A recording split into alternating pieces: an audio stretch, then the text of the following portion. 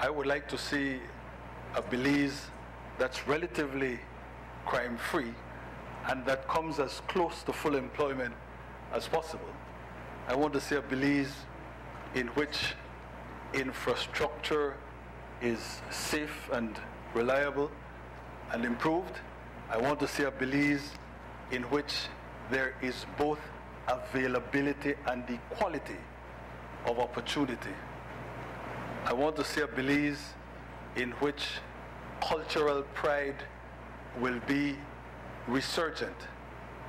I want to see a Belize in which we will do things like perhaps introduce something like a kind of pledge of allegiance to the nation in the schools. We could borrow that from the United States of America for sure.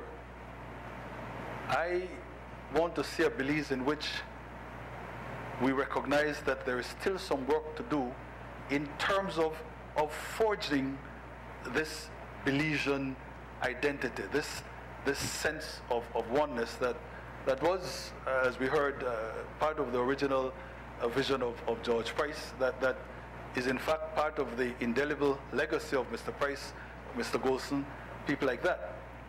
I think that we've got to find more practical ways of doing this, though. I was pleased to hear that some of the high schools have taken it on themselves to insist on volunteerism as a part of their curriculum. I think that needs to be expanded. We have to create a greater sense of community, a greater sense of society.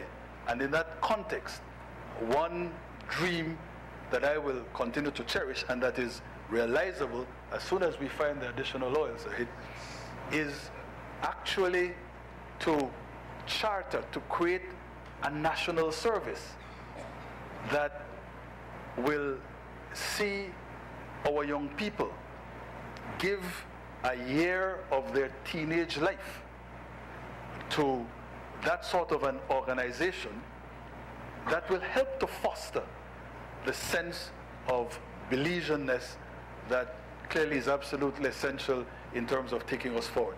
That national service would also help with respect to some of the people that are currently falling through the cracks as a consequence of difficult social conditions. But that certainly is, in my view, one absolutely tangible, concrete way in which we can move forward in terms of this concept of creating a more holistic, unified, effective Belizean society.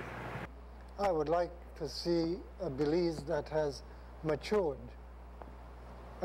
in every aspect of its life, not just governments or politics, but matured with having citizens who not only play a part in developing their own lives and the life of the country, but also being able to see what are the elements that are required to achieve that. Because very often, you know, we have people being able to identify problems, a multitude of people spouting out solutions, but we don't really have a concerted concentration of mind and energy in actually finding a way to solve our problems as a people. I see a Belize where we will find more oil and be able to utilize the proceeds from that through the tax system. Some of it to put into a trust fund for future generations, and some of it applied for projects in education, in health, in building sports facilities, and so on. So in other words, I see, despite all our present problems, I have strong hope for Belize in the future over the next 30 years, if that's what you're asking me.